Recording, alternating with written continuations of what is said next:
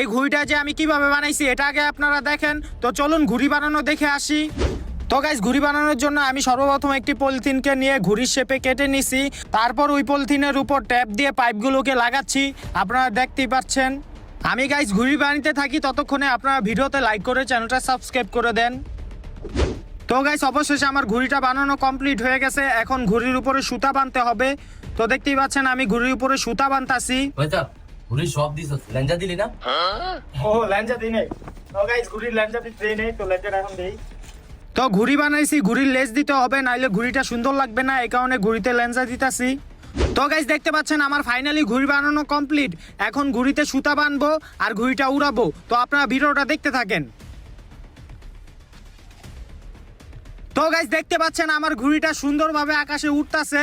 মানে আজকে প্রচুর বাতাস আছে, এই কারণে ঘুড়িটা ভালোই উঠতাছে। আপনারা ভিডিওতে দেখতে পাচ্ছেন ঘুড়িটা খুব সহজেই